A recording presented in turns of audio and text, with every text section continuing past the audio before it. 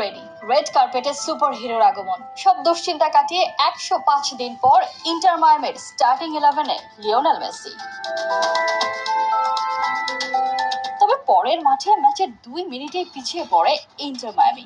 Mikel উরের গোলে ধূসর বনে যায় মেসির প্রত্যাবর্তন। ফেরার চেষ্টায় লিও অ্যান্ড কো চেষ্টা করেও উপায় যে মেলে না। তবে অপেক্ষাটা দীর্ঘ হয়নি খুব একটা। ম্যাচের 26 মিনিটে স্কোর শিটে নাম তোলেন এলান টেন। সমতায় ফেরে ইন্টার মায়ামি। প্রথম গোলের উৎসবের রেশ না কাটতেই 4 মিনিটের ব্যবধানে জোড়া পূরণ করেন আর্জেন্টাইন সুপারস্টার। এখানেই শেষ নয়, ম্যাচের বিরতির পরও চলে মেসির ম্যাজিক্যাল পারফরমেন্স। যদিও ব্যবধান আর বাড়ানো যাচ্ছিল না। অতঃপর ম্যাচের অতিরিক্ত সময়ে আবারও স্ক্রিনে হাজির লিওনেল মেসি। এবারে রোলটা ভিন্ন। জার্সি নাম্বার 10-এর অ্যাসিস্টে স্কোর শিটে নাম তোলেন বন্ধু কাম সতীর্থ লুইস সুয়ারেজ।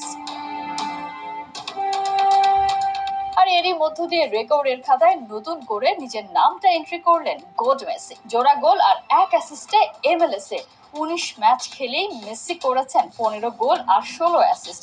এতেই লিগ হিস্ট্রি দ্রুততম ফুটবলার হয়ে গেলেন 37-এর লিও। এই রেকর্ড গড়তে সেবাস্টিয়ান জিওভেঙ্কোর লেগেছিল 29 ম্যাচ। ইন্টার মায়ামির অল টাইম গোল স্কোরার থেকে মেসি এখন মোটে 2 গোল পিছিয়ে। আর ক্যারিয়ারে 840 নম্বর গোলে নাম লিখিয়ে ফেলেছেন আর্জেন্টাইন সুপারস্টার।